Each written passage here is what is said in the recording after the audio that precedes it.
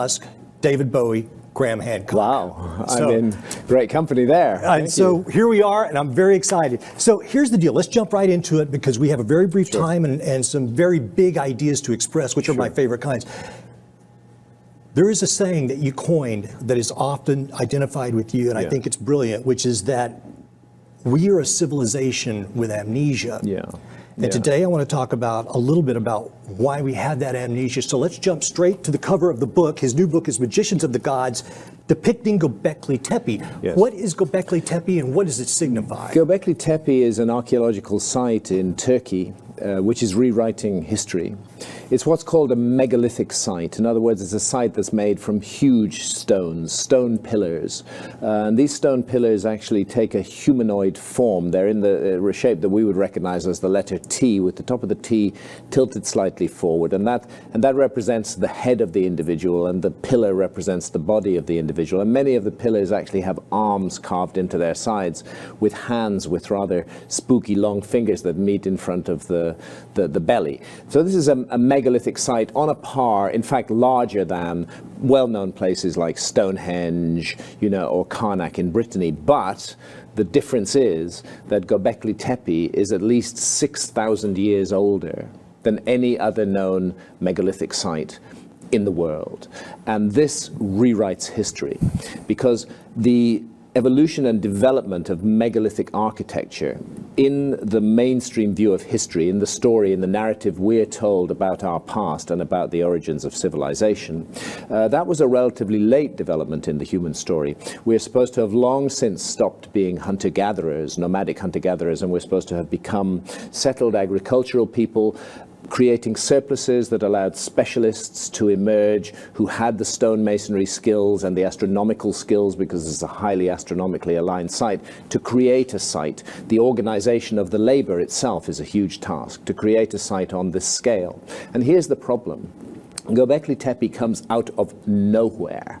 There is no background to it. It just suddenly appears in the human record, dated firmly and absolutely without question to 11,600 years ago.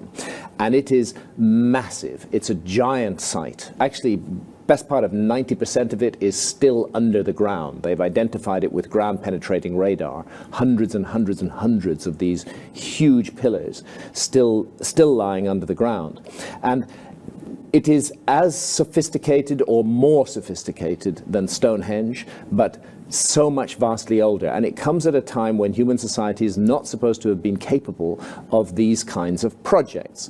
The mysterious thing about it is that whoever created it, after it had been made and used for about 1,000 years, they deliberately buried it. They went to an enormous effort, bringing teams of hundreds of people, effectively with buckets filled with soil and rubble, to pour over the top of these tall pillars, some of which are 20 feet high, to pour over the top of them and completely bury them, though leaving them standing in place, and actually to cover the whole site with a hill, an artificial man-made hill. And that's actually what Gobekli Tepe means in the Turkish language. It means pot-bellied hill, and that's what it was seen as.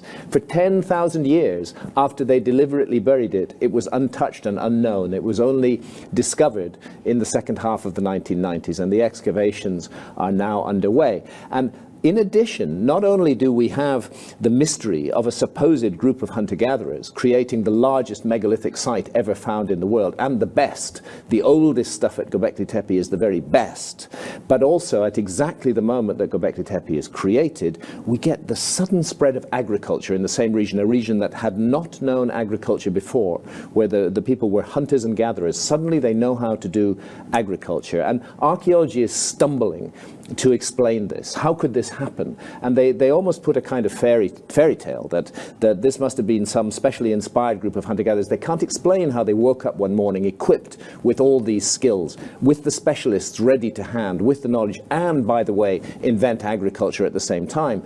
But what they're not considering, because it goes against the mainstream view of history, what they're not considering is the possibility that Gobekli Tepe represents a transfer of technology, that we are looking at the handiwork of the survivors of a lost civilization who settled in Gobekli Tepe in Turkey, who were already equipped with the knowledge and the skills to create a megalithic site on this scale, and to use it as a center of innovation around which they distributed knowledge of agriculture and taught that knowledge to the local inhabitants. That's what Gobekli Tepe looks like. And the reason that we may speak of a lost civilization is that immediately prior to the emergence of Gobekli Tepe, there was a giant cataclysm on this planet, a cataclysm that unfolded between 12,800 and 11,600 years ago. And at the end of that cataclysmic period, suddenly out of nowhere, Gobekli Tepe appears. I think the two factors together make it really essential that we reconsider everything we've been taught about the origins of human civilization. Ladies and gentlemen, I want you to keep that 11,600 date in your mind, because we're going to return to that and to the points you made at the very end about a global cataclysm. So that everyone understands, this site, which does have the hideous shelter over the top of it now. Yes, unfortunately, our archaeologists' aesthetic sense is not very great, and they have uglified this site by putting modern structures over the top of it. Luckily enough, I saw it before a lot of that had been put over the top of it, but it's there, and its magic still speaks to us if you just have to set aside the horrible roof they put over parts of it. Understood. Now, the Gobekli Tepe site is 50 times larger than Stonehenge. Yes, 50 times. The present site, the area that they've excavated so far, is about the size of Stonehenge, but 50 times as much lies under the ground. The excavation has been done by the German Archaeological Institute. They began work in the second half of the 1990s. It's been a slow process of excavating this site, but they've been over the whole site, they've been over the whole area, far beyond the areas that are now excavated, with ground-penetrating radar. And they've looked at what's under the ground, and to their astonishment, they've found that so far they've only excavated a tiny fraction of the site, and that much more of it, approximately 50 times as much, still lies beneath the ground. And that's why it's right to say that this site is 50 times larger than Stonehenge, because what we see at the moment is just a fraction. There are pillars within the site that we are going to return to as well, because there is information encoded in those, which we're going to get to at the end of the show. I'm going to try to jump through some really big ideas really quickly. There's another site that you talk about extensively in the book, and I'd like for us to bring up some pictures of that, because it's going to tie into our story as well. Gunung Padang. Yes. I realize that this is an artist's rendition of what it would look like. This is in Indonesia. Yes, Tell but me it's what this is. based on the very solid science and archaeological work. This is a site called Gunung Padang in Indonesia, and as we can see from the artist's impression, it is a terraced pyramidal structure. The problem with Gunung Padang is that for a very long time, people believed that it was just a natural hill with an old, but not extremely old, megalithic site on top of it. And that megalithic site that's been in plain view and was in fact first inspected by archaeologists as early as 1914, that megalithic site has long been thought, although not on very good evidence, to be about 2,500 years old. What nobody considered, nobody in the archaeological community considered, was what might be lying below what's on the surface. And we owe our knowledge of that to geologists. This is the surface view, part of the pyramidal structure, covered with a relatively recent megalithic site. But a leading geologist in Indonesia, whose name is Dr. Danny Hilman Natawidjadja, who's actually in Indonesia's leading expert in megathrust earthquakes. He's a very serious, massively trained, hugely professional geologist. He got his PhD at Caltech here in the United States. When he visited Gunung Padang, he made a visit there simply because he wanted to see the megalithic site, and then he started looking at it as a geologist, and he started to suspect that the hill upon which this site was standing was no hill, that this was a pyramid, that it had structural elements to it, and that something very important had been overlooked here. So he brought together a team of geological specialists, and they brought a vast amount of equipment to the site so that they could look inside the structure without actually damaging it. And they used ground-penetrating radar for that purpose, but also seismic tomography, electrical resistivity, and other techniques that can be used to give you a sense of exactly what's inside this structure. And what they found to be inside the structure was a series of hidden chambers, one of them very large, a large rectangular chamber buried about 100 feet deep, inside this pyramid. There's in fact 3 of these chambers, and absolutely irrefutable evidence that the whole structure from bottom to top is man-made. And what we're looking at on the surface is just the latest structure to be put on that site. They then went further, and they brought along a couple of tubular drills, and they put down the drills into the site, and they brought up what are called drill cores from the great depths of the site. And what they brought up were a mixture of worked stone, man-made stone that had been cut by human beings, that with clear jointing, putting together the stones, a mixture of that and organic material that was datable. And the datable organic materials put the origin of this site back to 20,000 years ago, back into the depths of the last ice age, when Indonesia was a very different place. It was a huge continent-sized landmass, not a series of islands near the Malaysian peninsula, but a giant, now lost continent that was submerged beneath the waves in that cataclysm that occurred between 12,800 and 11,600 years ago. And this site stands on the highland that was never inundated. So we really badly need to know what is inside those chambers. The sad sequel to the Gobekli Tepe story is that the work on the site has now been stopped for the best part of a year. At Gobekli Tepe? Sorry, at Gunung Padang. Okay. The work at, sorry, did I say Gobekli Tepe? The work at Gunung Padang has been stopped for a year. After initially getting approval from the Indonesian government to begin an excavation, there was a change of leadership in Indonesia. The new president came in, and he listened to complaints from archaeologists who didn't like the fact that geologists were doing the work and didn't feel the work should be done, as a matter of fact. They felt that the budget given to the excavation of Gunung Padang should be given instead to their pet projects. And this whole thing has just stopped the excavation in its tracks. And we're hoping very much, I'm in daily contact with Danny in Indonesia, we're hoping very much that they will get permission to continue and find out what the hell is inside those chambers, those hidden chambers deep in this mysterious 20,000-year-old man-made pyramid that's sitting there in Indonesia. And it's an interesting thing. The name is Gunung Padang, okay? In the Indonesian language, and many people think that's what the name is in, that means mountain field, which doesn't sound like much.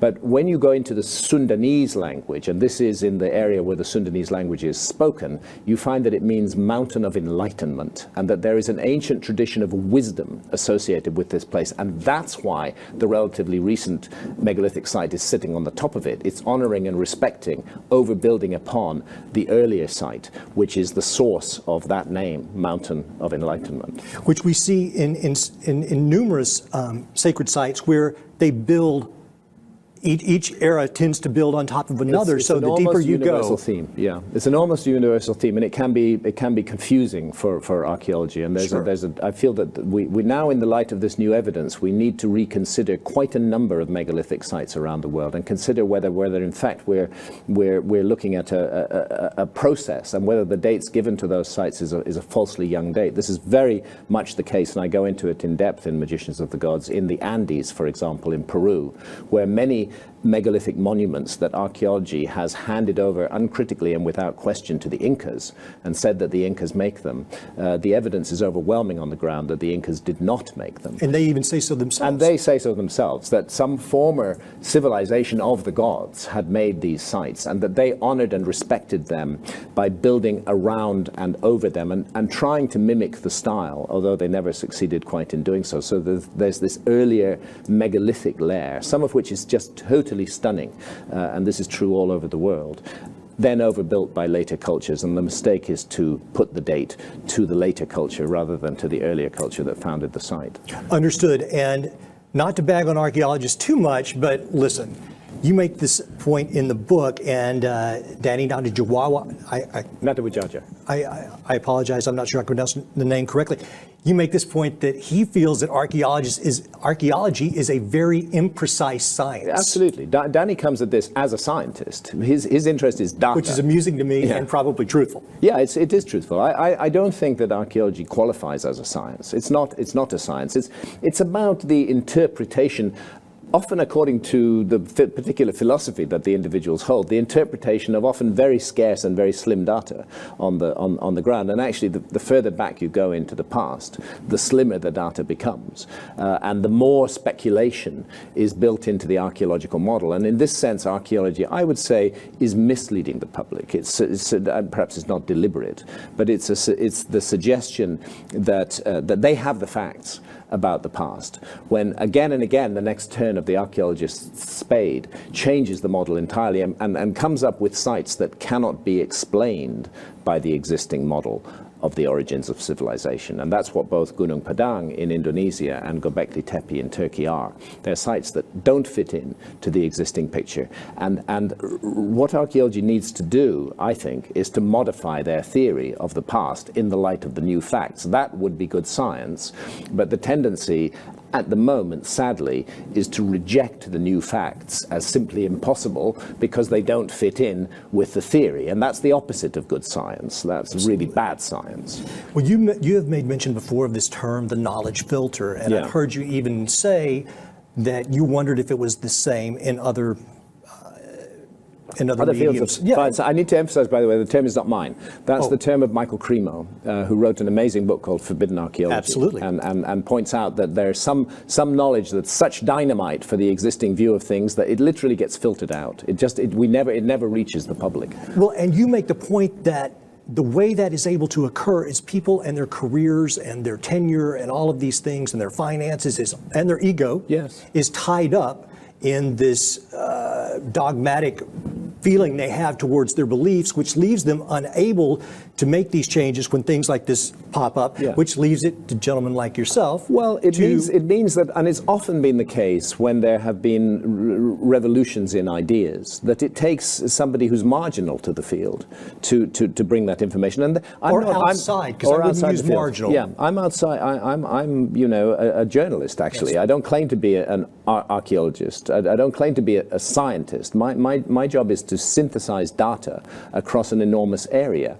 And what that means is that I may be looking at data that archaeologists are not looking at all.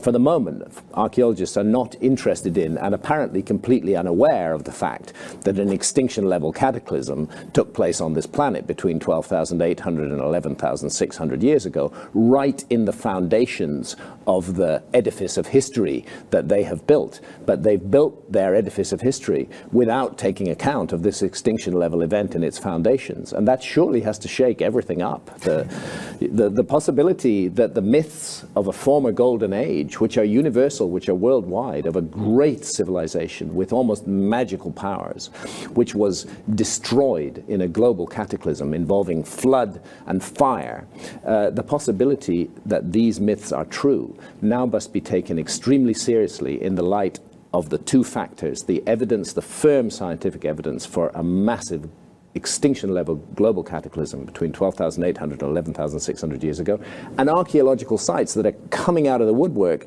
that cannot be explained by the existing model of history.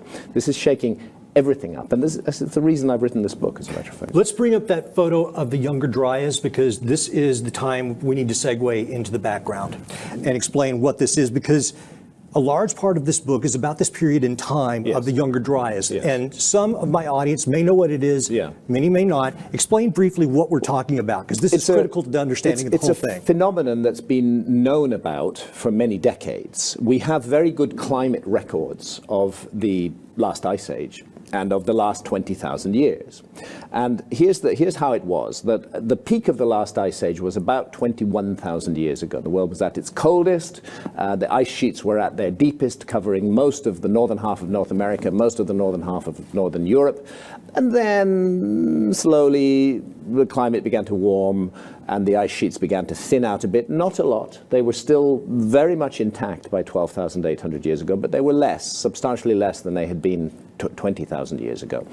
And then just as the world is going into this nice warming trend, there's a sudden radical change in climate. And climate, the temperature drops massively. And we see that spike here, where above the letters YD, as the global temperature just plunges to as cold as it was at the coldest point of the Ice Age. And this episode lasts for 1,200 years, from 12,800 to 11,600 years ago. And then equally mysteriously, global temperature rockets up again. I mean, these changes in temperature are gigantic. Any modern talk of global warming, and let's set aside all the issues around that, any modern talk of global warming is just peanuts. It's just a tiny, tiny little blip by comparison with what happened during the Younger Dryas. And the other thing that we know happened during the Younger Dryas was that there were massive global extinctions of animal species, although the epicenter of these extinctions was in the Americas, particularly in North America. It was a global problem. So clearly something very, very bad happened, and this attracted the attention of a group of very major mainstream scientists, earth scientists, geologists mainly, who were trying to get to the bottom of this. Why did this sudden climate shift happen? What caused it to happen? And they began to investigate. They began to look at the Earth. They began to look at the stratum of soil that goes back to that period. And what they found in that stratum from 12,800 years ago was a thick layer of soot, which is evidence of continent-wide wildfires. And embedded in and just below the soot, they found a number of very specific things. They found nanodiamonds, tiny, tiny diamonds that are only visible under a microscope. They found melt glass, which is basically trinitite, the stuff that you know we saw after the first nuclear explosions on Earth, evidence of enormous heat, carbon spherules, a layer of iridium in the soil. All of these we know already from previous research, for example, done on the extinction of the dinosaurs 65 million years ago. We know already that these are the sure and certain signs of a cosmic impact. Nothing else can cause them. Nothing else can cause temperatures in excess of the boiling point of quartz across 50 million square miles of the Earth's surface. And that's what we're finding in the Younger Dryas boundary, this layer of soil which marks the end of one period and the beginning of another, and it was a cataclysmic end. And so they realized that there had been a cosmic impact. It hadn't been noticed before. Nobody had found any crater. Normally craters are what we look for if we're dealing with a cosmic, and nobody had found one.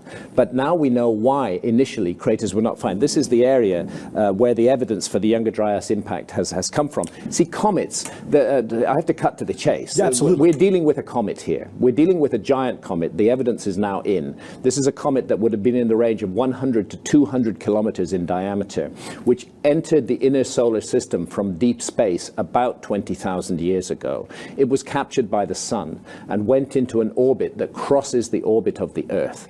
As comets often do, it began to break up into multiple fragments, some of them very large, some of them quite small. Some of them a kilometer in diameter, some of them a meter in diameter, some of them just dust and debris, some of them huge rocks.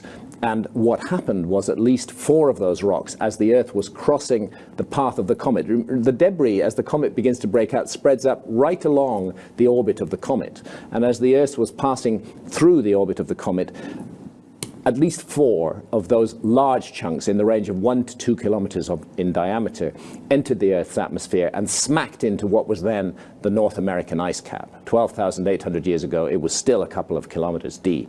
And so the craters were excavated in ice, and they were transient as the ice melted away in the enormous shock and heat created by these impacts. As the ice melted away, the craters vanished. That's not the complete story, though, because within the last year, the evidence for craters has begun to be found. Right at the edge of the North American ice cap, there are a number of craters, the Coronado crater, the Bloody Creek structure, and so on, that are now firmly associated with this event. And there is evidence of shock effects on the ground under the ice cap. So the impacts were huge enough to shock the ground beneath that 2-kilometer deep ice.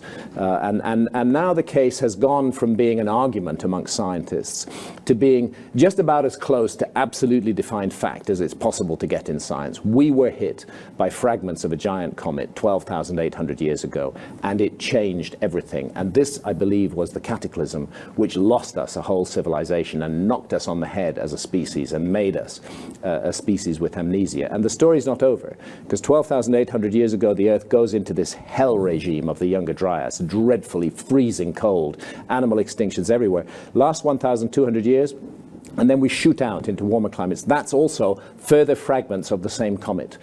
Again, the Earth crosses their path. They plow into the atmosphere. This time they hit ocean. And the effect is to throw an enormous amount of water vapor up into the upper atmosphere and create a greenhouse effect, which causes the very rapid warming that occurred at that time and was, of course, accompanied by enormous tidal waves and global floods. 11,600 years ago. That is the date for the foundation of Gobekli Tepe, and that is the date that Plato gave us long ago for the destruction of the lost civilization of Atlantis. Now, Ka-ching. Archaeologists have been in the habit of laughing at the Atlantis story and dismissing it and coming up with all kinds of fantasies that Plato made it up for some sort of political purpose. He invented it. But Plato said very clearly that this was a disaster which originated in events in the sky and that it resulted in a massive flood which destroyed and submerged a huge island on which the continent of the civilization of Atlantis existed. And that this happened, he says it clearly in black and white, that it happened 9,000 years before the time of Solon. And Solon was Plato's own ancestor who had visited Egypt in 600 BC and there had learnt the story of Atlantis. And 9,600 BC is 11,600 years ago, which is the date of that second spike, which was accompanied by global flooding, and where suddenly and mysteriously we see the evidence for a transfer of technology at places like Gobekli Tepe, the survivors of the lost civilization coming there and attempting to restart their civilization. I don't think they succeeded, but you can see the fingerprints, you can see the effort was made, and agriculture stayed with us. We learned agriculture from these people and it passed on from then. And that was the beginning of the story. That's the beginning of the story of civilization is actually a re-beginning. It's a starting again after a global cataclysm. One thing that I want to use to demonstrate the sheer kinetic force that we're talking about here, bring up the picture of dry falls, just before we move on to who the actual magicians of the gods are in our remaining segment. Bring up, okay. This is the part that just blows my mind, because this is violence on a planetary scale that is incomprehensible, and the sheer pounds per square inch of just voluminous water is, it blows my mind. Explain what this is and what it means. This is Dry Falls. It's in Washington State. It's a fossilized waterfall, as a matter of fact. It's between Upper and Lower Grand Coulee, which is a huge gash in the ground, 40, 50 miles long, that was actually cut by flooding. And this fossilized waterfall is a remnant of that flooding. It's multiple times larger than Niagara Falls. This is a fossilized waterfall, but the reason I wanted to ask you about it is because it is a great example. Well, first of all, the point to be clear is Niagara Falls is the result of 12,000 years of work of a river, and this falls was created in about 2 weeks, as the indications show. And the reason is that the flooding that came over this falls and that carved this falls out and then went away and stopped and receded and left the falls in the form we see it now. This is not just a flood of water. This is a flood that is jostling with gigantic icebergs the size of oil tankers, that has ripped up whole forests by their roots, that is filled with rubble and mud. It's a highly erosive agent that is pouring over the land, and that's why we have the channeled scablands, and that's why we have a feature like Upper and Lower Grand Coulee, and that's why we have this fossilized testament to an unbelievable cataclysm that descended upon North America 12,800 years ago and wiped out the megafauna, wiped out the mammoths, wiped out the woolly rhinos, and I believe lost us a whole civilization from the archaeological record. I understand. This, I think, is encoded in our cellular memory, because most cultures have a flood myth. We have this almost inherent fear of comets. And that's where I want to transition into who the people of the title are. Because one of the things that was really curious to me as I read the book, if we can bring up the picture of Quetzalcoatl, is when we talk about these people that are the magicians of the gods. Let's back up just a little bit, you guys. Okay, that'll work for right now.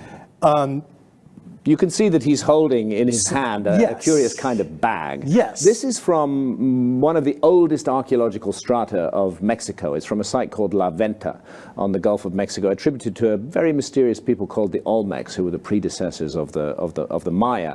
And it's the oldest representation to survive in Mexico of Quetzalcoatl, the feathered serpent. As you can see, the serpent that wraps around this block has a plume on top of its head. Then seated in the middle of the serpent is this guy in a very peculiar posture, and he's holding a bag in his hand, some kind of bag. Now, Quetzalcoatl in the Mexican tradition, in the ancient traditions of Mexico, was a bringer of civilization. He was a civilizing hero who came into a situation that was very bad. People were very demoralized. They were living in rudimentary conditions, very primitive conditions, and he taught them the gifts of civilization. That's what he's remembered of. And he taught peace, and he taught spirituality, and then he left. He was gone. He was driven out of the area, as we're told in the myths. Now, so he's a civilizer. Now, the curious thing is that exactly the same iconography, the same bag, appears on one of the pillars at Gobekli Tepe. Can we bring up pillar 43, please? And there is pillar 43, which and at the top of it in a row are three of those bags, the same curved handle, the same shape of bag. And there we know that it's close to 12,000 years old, whereas the one in Mexico is only supposed to be about 3,500 years old. So we have the same iconography in both parts of the world, and that iconography spreads further. You can find it in ancient Mesopotamia, in Sumer, for example, where the civilizing hero was called Oannes, who was said to have emerged from the waters of the ocean and to have taught the gifts of civilization to the demoralized local inhabitants. And there he is, and again he is holding one of these bags in his hand. And this universal iconography, the fact that we find the same symbolism in cultures that are not supposed to have been connected at all, that existed at different periods of history and had no interaction with one another, widely separated parts of the globe, can only be explained one way, that we have a remote common origin for this source, that it goes, for this imagery, that it goes right back to the time of Gobekli Tepe, right back to the time of that global cataclysm before 11,600 years ago. I think that this is why I call the book Magicians of the Gods, because these figures in Mesopotamia were called that. They were the magicians of the gods. They were the seven sages. They were referred to as the seven sages. They carried these bags. They taught the gifts of civilization, and they were attributed with almost supernatural power. They were magicians. They were sorcerers. They could do what ordinary human beings could not do. And the same story is told in Mexico. The same story is told in South America. The same story is told in India. And the iconography is the same in every case. So I think we're looking at the hints and the memories of a lost civilization here. So, Graham, the question is then, what's in the bag of tricks? I can't answer that question. We don't know. More work needs to be done. I sometimes jokingly say it was their stash. That crossed my mind as well. We got a bunch of weed in here. Who knows? Because ancient cultures honored and venerated the psychedelic plants in a way that we do not, and saw them as allies in the search for knowledge. They were regarded as an essential experience to have in the process of becoming an adult, and whereas our society completely demonizes these substances and regards them as utterly worthless. So this is something else we should take account of, that ancient civilizations were very different from our own. And that's something that I'd love for you to come back in the future, because I want to talk about psychedelics with you at length. Bear with me just a second. When I look at these purses, and this is haunting me since I picked up your book. And just today I was thinking, because you've mentioned, perhaps it was a symbol like a Masonic handshake or something, so that we know each other. Some secret symbol which was meaningful to the members of the Brotherhood, if you like. That's my suggestion of what is going on here. That it's symbolism and it's intended to bring about a recognition factor. Today I'm driving, and I'm thinking, and I'm still thinking about these purses, and I was like, I wonder if the purses could be just a symbol of the knowledge carriers. Perhaps, and there are traditions which suggest that, because that's the ultimate characteristic of these individuals, is wisdom and knowledge. Yeah, it's amazing, and clearly, Oannes has that bag, and it's amazing that it transcends time and cultures. It's interesting like that. in the diagram you're showing. They're often referred to as fish-garbed figures. Yes. Their ability to survive the flood, to emerge from the waters of the flood, was symbolized as that they had the characteristics of a fish. But if you go into the accounts, you can see that in some of the accounts from ancient Sumer, they say, but they were not fish. They were wearing clothing that resembled the scales and the head of a fish. So it's a kind of uniform or a costume that they are wearing that is associated with them. So here we are in the 21st century thinking that we are just at our top of our game and we're warlike, and we waste our money and our time on iPhones and Kardashians and things of that nature. It makes me wonder who this lost civilization was, and because when we think about the sheer violence of the impact and the after effects that you describe, not just happening once, but happening twice. The second one goes into the ocean, and then in 1908 or 1911, we have Tunguska. The most recent documented impact from the Taurid meteor stream, because the Taurid meteor stream, which the Earth still passes through twice a year, is the debris stream of that enormous comet that caused all the damage between 12,800 and 11,600 years ago. It's still in orbit. Bits of it are still in orbit, and we still pass through it. And as recently as 1908, there was an encounter with a bit of debris from that stream. 30th of June 1908. Over, fortunately, an uninhabited area of Siberia, just a little bit came down, about 100 meters in diameter. It didn't even reach the ground. It was an airburst. It exploded in the air about 5 kilometers above the ground. But and it was still devastating. The effect on the ground was utterly devastating. Across an area of 2,000 square kilometers, which is roughly the size of the city of London, 80 million trees were flattened in an instant. And if that had happened over a major center of urban population, rather than over an uninhabited area of Siberia, we would be much more focused on these issues than we are at the moment. The debris stream of that comet has intervened in human history several times, and it has changed our story. And we are still interacting with the remnants of that comet. I have met only a handful of people in my life that I felt like in 100 years, they're going to be on the right side of history, and you were one of them. Everything that you're saying makes sense to me. I've long in my own life had a yearning and a feeling that, listen, I don't have the whole story here. This just doesn't add up in a logical way. So what you're laying out, and then the scientists, the 30-member team that have worked on the higher Dryas, Younger Dryas? Younger Dryas cataclysm. This is solid science. And one of the things I've done in this book, because it has been confined to the rarefied atmosphere of leading professional journals, I've taken that data and tried to put it into a form that is much more accessible to the general reader in the book. And this probably is the first time that this information is really getting across to the general public in a major way. And it's the first time that its implications have been considered for the story of the origins of our civilization. I'd like to say just one more thing. Certainly. Which is that Plato's story of Atlantis has a lesson for us, I think. The story of Atlantis is that Atlantis was once this great and wise civilization, very generous and kind and supportive, deeply spiritual.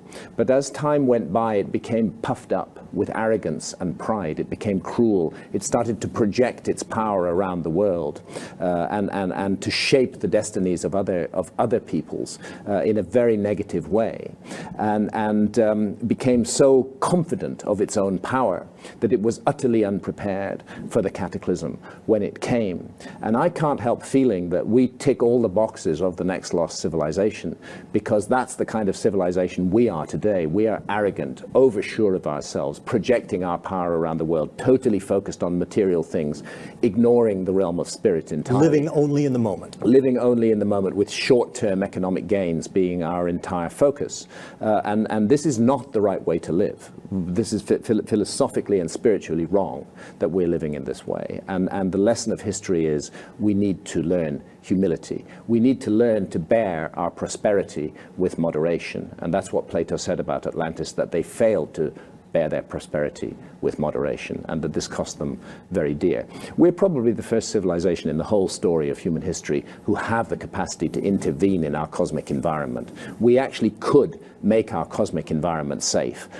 It's not a gloom and doom story. We can make it safe. We need not become the next lost civilization. But while our eye is on all the hatred and fear and suspicion that are generated in the world today, while we are spending trillions of dollars on sophisticated weapons of destruction to wipe one another out and murder one another in horrific manners, we are not attending to the real threat to the future of humanity. And if we were to make this a grand human project, collectively to get together to make the cosmic environment of Earth safe, we could absolutely do it. The choice is in our hands. Ladies and gentlemen, we make tomorrow. And Graham Hancock, thank you so much for being on the show. I've been very excited about this. I'm enjoying the book. Ladies and gentlemen, it's Magicians of the Gods. It is a great book. I'm in the midst of it right now. I've been following the work of Graham for a long, long time. And thank you so much. Thank you. I know you've been very busy over the